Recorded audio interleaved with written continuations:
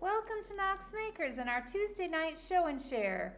We like to start out our Tuesday nights showing off projects we're working on, or projects we've made, or projects we totally screwed up. We really like to see projects that you've totally screwed up, because then we can learn from it and not screw up ourselves. Unfortunately, we only have 2 things on the list tonight, so y'all gotta make some more stuff. But first, we have John Dale, who has 3D things that he made on the laser. No. They're 3D. They're 2D things. They look 3D to me. 3D does not exist. All right, so I wanted to make some bowls on the laser cutter. I usually make boxes and things, but I want to make some bowls. And so I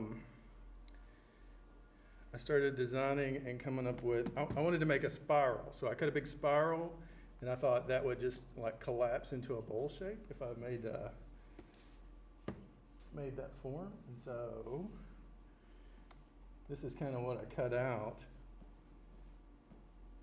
right? So it's just a spiral shape and then just some forms to like form it into a bowl.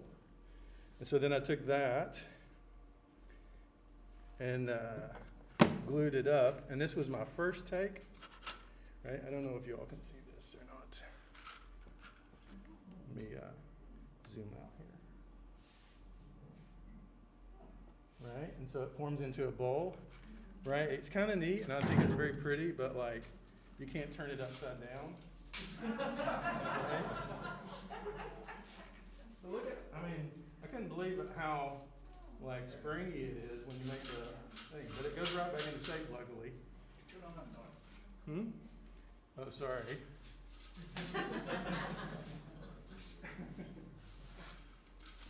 And so I thought, well, this was my first attempt, and you can see it's the curve was a little too much at the top, and so I have a lot of space at the top.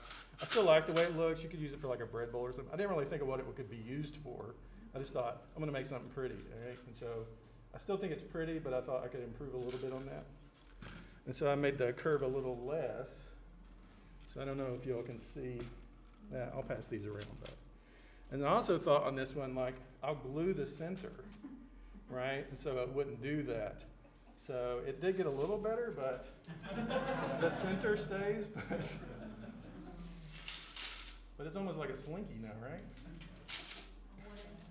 Yes, but I don't know, I think they're pretty. I think I could still improve on that a little bit, but I think it's very pretty, so I'll pass it around. Very nice. Probably market those digitally. Yeah. Second up on our list, we have David, who is visiting us from Morristown, and he has a wooden box, which is about as predictable as John Dale and his laser. Yes. Yes. And where did I get the wood for the wooden box? From our scrap pile. Actually, not all of it this time. But before I get there, since there's only 2 of us, I get all kinds of time tonight, right? One of the maker projects my wife and I did over the last few weeks is put in flooring, hardwood flooring. So that was a lot of, putting the flooring in wasn't that big of a deal. It was pulling up all the old stuff. So if you ever do this, you got to consider how big of a mess and problem the pulling up this stuff is, because the flooring actually went in just over a week, but it took 2 weeks to clear the old flooring out. So that was a big project. Back in October, my wife and I went to Spain to visit some friends, and while we were there, we went to a wood carver's shop, and he had some amazing tools. He's a wood carver, but he had a giant table saw. I don't know. It was one of those with the sliding table. Yeah, sliding table. And then his planer was a 16-inch planer. So he just had some amazing tools there. But while we were standing around talking, he gave me some walnut from Spain, the Spanish walnut. Looks like walnut to me. But they were just a couple little pieces, not very big. And so I resawed them and made a box here. And so a couple things that I did that was different for me is this vertical spline here, where normally, you'd have splines that would be horizontal, but I did a vertical spline on this, and then I engraved Spain on there, and I'm going to actually send this back to the fella there in Spain, and then on the inside, I lined it with maple, which I've done, and the maple came from our scrap pile, and then put leather in the bottom of it.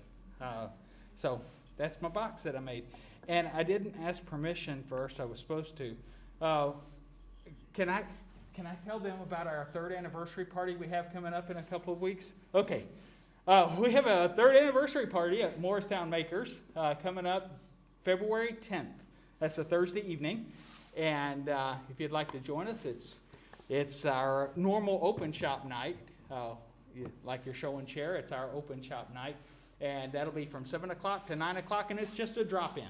So come in, see what we got going on, and it's our big excuse every year to clean the shop up. So come and see our clean shop. It's not always that clean. On your vertical splines, did you make a jig? I did. When you're doing a horizontal spline in a box, you have a jig that kind of sits this way that you run through the table saw, so the blade cuts into the side here. What I did is I made a jig where my jig sat this way and ran through the table saw, so I could put my corner down in there and it cut it that way. Just seemed like something neat to try, and so I did that. So that's the way I did it. Any other questions? All right. Are there any other brave souls that have something to show off? No? Okay.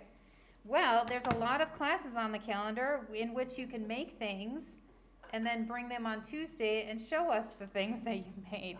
If you liked the things showing off tonight, especially Dave's box, there's a lot of woodworking classes on the calendar. Brian has gone crazy. He's doing inlays, hand tool sharpening, and a miters and splines class all this month, as well as 2 woodworking 101. So if you're interested in working in the woodworking zone, that's the authorization class. You need to access all the tools. You can still go to the project classes, but if you want to come here on your own and work in the woodworking, you have to take the woodworking 101. This one is coming up this Saturday from 10 to 12, and one is Thursday the 27th in the evening. The rest of the wood classes you can find on our calendar at knoxmakers.org/events, and you can sign up for those because they go fast. Some other stuff coming up. We have a board meeting this Sunday, as a reminder to all the board members. And any members that want to attend, we do it virtually, so you can just hop on and listen to us talk about boring stuff like financials and how to get more people to show for show and share, that kind of stuff. We also have, I did not go in order. We also have on the 25th, which is a Tuesday, it's the only Tuesday out of the whole year that we do something different. The 25th, in 2 weeks, we have our annual members meeting. So the state of Tennessee says that we have to have a meeting every year where we talk about the financials and other bureaucratic things.